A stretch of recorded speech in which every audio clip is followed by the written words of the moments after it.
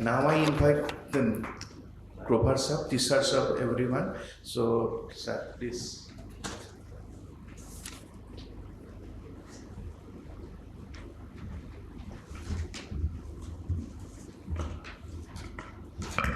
Thank you, Dr. Jain, for me and Dr. Nilanjan for making me a part of this course. It's been educative a bit. I'll be talking on newer approaches in management of black commercial disease. And fortunately, most of these things have been covered by AIOC. Yes.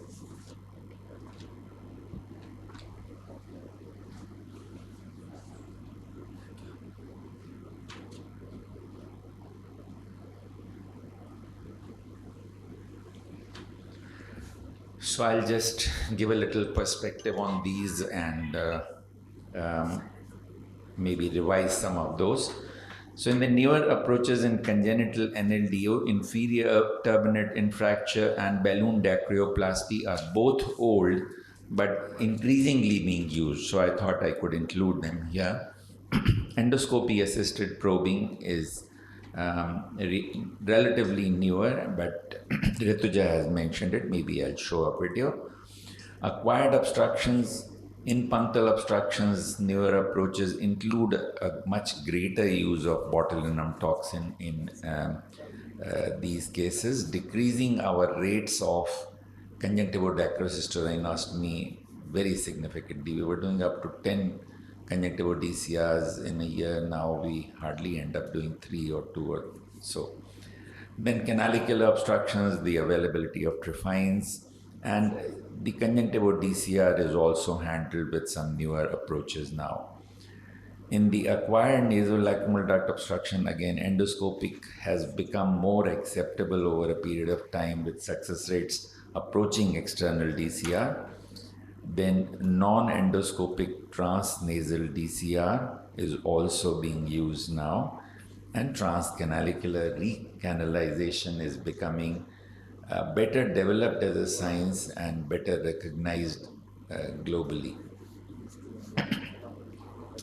In the management of failed probing, Rituja has spoken about all these aspects: repeat probing, inferior turbinate infracture, balloon catheter dilatation, silicone intubation, endoscopic assisted probing, and then DCR.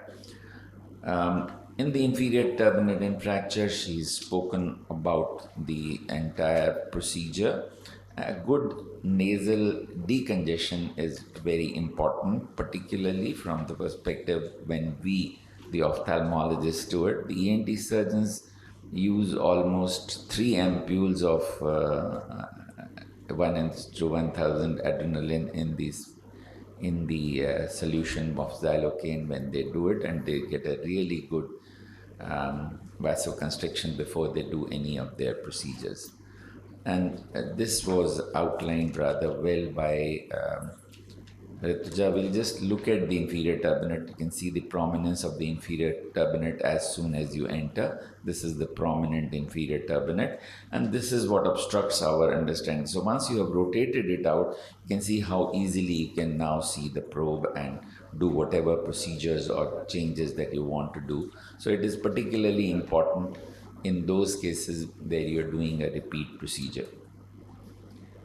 Balloon catheter dilatation, Rituja mentioned the indications. So failed intubations and complex NLDO, or when you are needing to operate in the older age group, are the major indications where you want to do balloon catheter dilatation.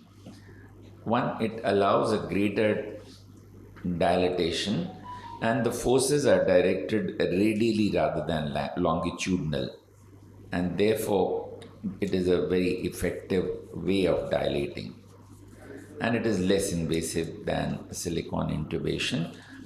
Success rates are, as was pointed out, nearly 80% in the large major trial, the PEDIC trial, but the cost has always remained a dampener. So you can use a 2 millimeter or a 3 millimeter size in the older children, and 2 cycles of 8 atmospheric pressure for 90 and 60 seconds were the way it was done in PEDIC trial.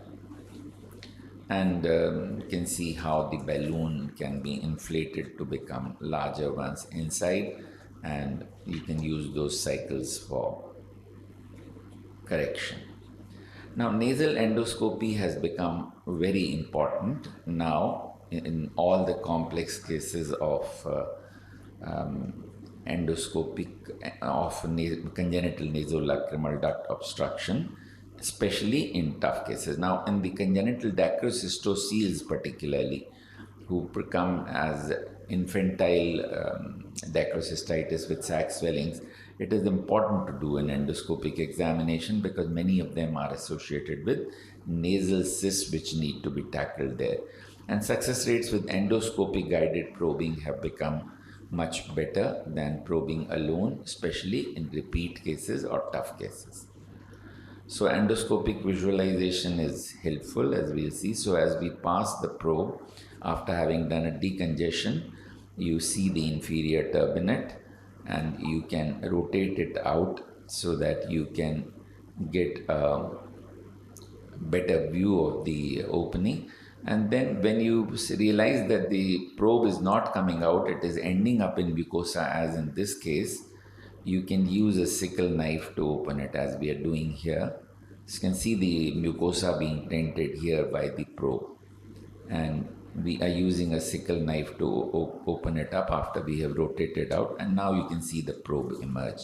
So in these cases where you do not have a natural opening or there is a nasal pathology, you can use an endoscopy with much greater help. So here silicone intubation is being combined, and intubation also becomes much easier with the retrieval of the silicone tube becomes much easier with endoscopic visualizations. In the acquired obstructions, punctal stenosis is one area where I said we have had a lot of changes. So all these measures are used, but botulinum toxin has become increasingly used. We regularly use 2.5 units only in the by the transconjunctival route, injecting in the palpebral lobe of the lacrimal gland. It's relatively painless, and the results have been reported to be good in functional epiphora, in lacrimal obstructions, not the NLDO obstructions, but the upper system obstructions. The effect lasts anything between 3 and 9 months, but in our cases, the average has been about 6 months, anything between 3 and 9 months. And transient ptosis is the only major problem in up to about 8% cases. And we have used it in over 150 cases with nearly 90% success rates, with an average duration of effect of 6 months. The other surgical interventions are all known to you.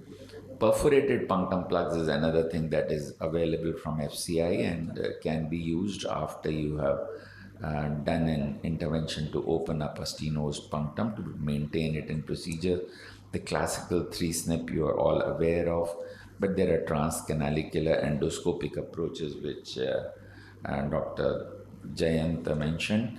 But Sisler-Stefan is something that is now increasingly in use, but in those with localized obstruction, somewhere around 5 to 6 millimeters, it doesn't work very well in diffuse obstructions that we often get from the punctum to the end in meibomian gland disease cases. So those with localized obstruction, you can work very well with your Sisler-Stefan, which is also now easily available to us, followed by checking of the patency and then an intubation with a mini Munaka stent. Conjunctival dacryocystoceratomy has again been mentioned. We started, when there were no tubes available, started with converting polythene tubes by flaming, but Pyrex glass tubes, availability still remains a difficulty. A lot of efforts with Oro labs to stimulate them to do it. were fraught with technical difficulties, so they've not been able to produce it on a commercial way. So we are still dependent on getting our own tubes made from a manufacturer in the Chudi manufacturing area near Agra. So glass tubes have an advantage. Stop loss tubes are available with a cuff to prevent it from migrating into the nose. But again, the availability is a problem. So this is the indigenous one that we use from Fatehabad, and use either the traditional surgical technique or the newer approaches where you just do a conjunctival rhinostomy without doing it with a diacryocystorhinostomy. This is a minimally invasive technique, and endoscopic visualization though is important to see the positioning of the tube from the conjunctival sac directly into the nose.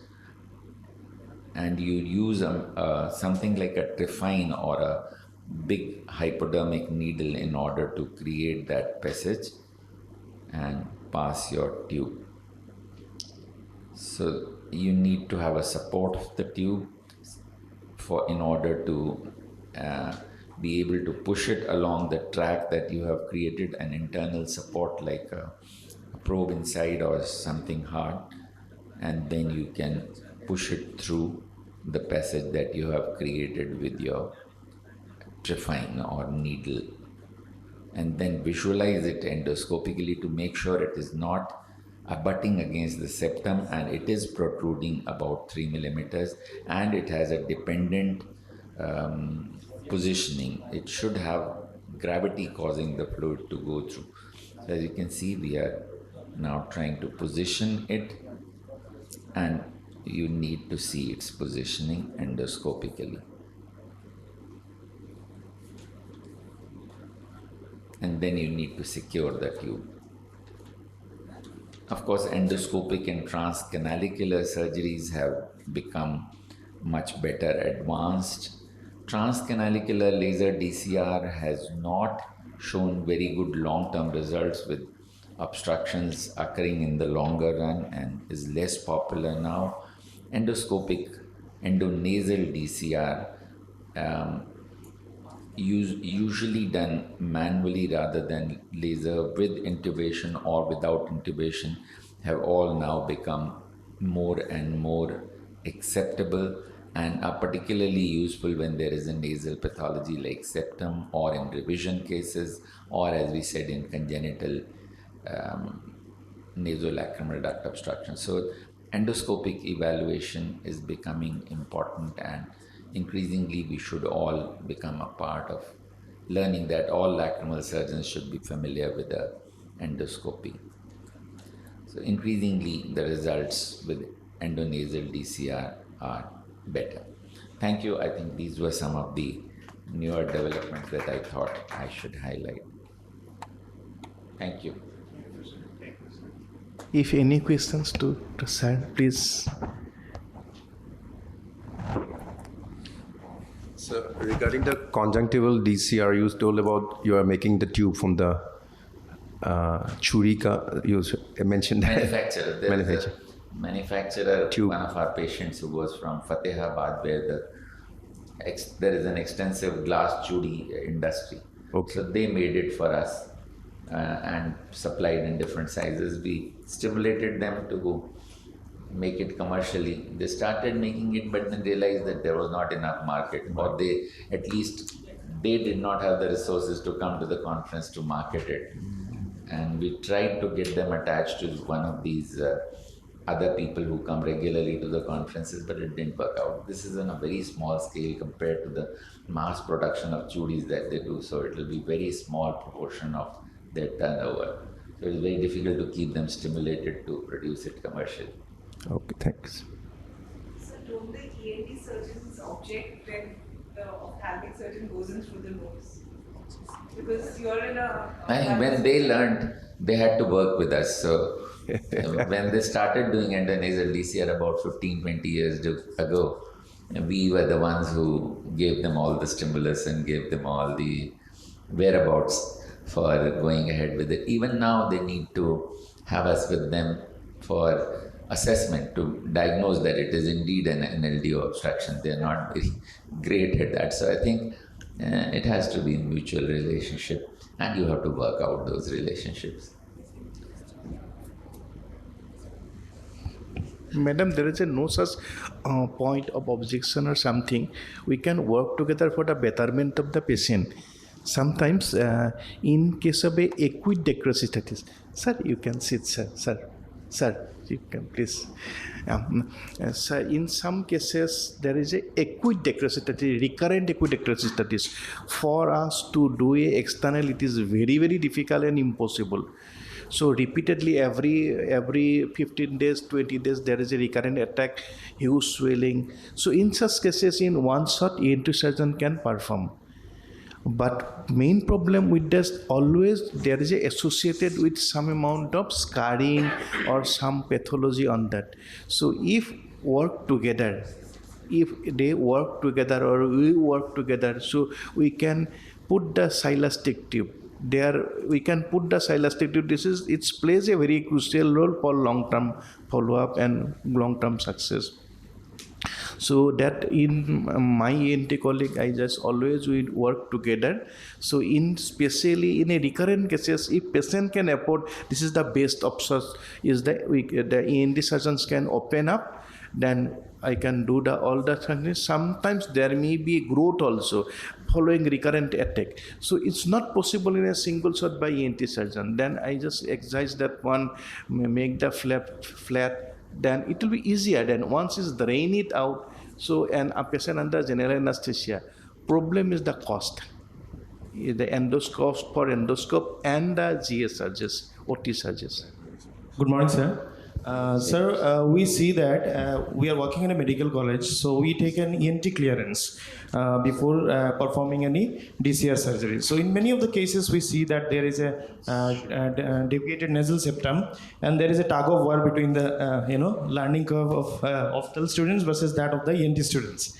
So I would like to know, sir, that these all those stents and other processes, can these have an upper range? In a case like DNS, in a patient with DNS, usually ENT side advises septoplasty first and then DCRT. That is what they say. So can we go ahead with these tubes and all in cases of DNS also? Do they have any other advantages over conventional surgeries? In case of it, there is no such tug of war. There is in rather scientific in a collaboration. If in a government setup patient is free for all G etc., then ENT surgeon can do the septoplasty. Same time you can do the surgery. Even there is no such problem. If they have the endoscope, they can open up the thing, and you can intubate. Is fine, very easy. Yes, combined surgery is better. And endoscopic DCR can be done. Along with the septoplasty. In the same sitting, sir? Same sitting. And in a same GA, and it is very less time consuming. But if the ENT surgeon is not tuned up, then he or she will not allow you to, that's a one problem. That's ego problem comes that time only. Otherwise, if he is confident, he will allow definitely. Or even I did, if patient cannot afford for endoscopy, GA surgeons, he perform septoplasty in LA, I perform that one also with consent, proper consent. Thank you, sir. Thank you. Again, it's a mutual relationship. Yes, sir. Yes.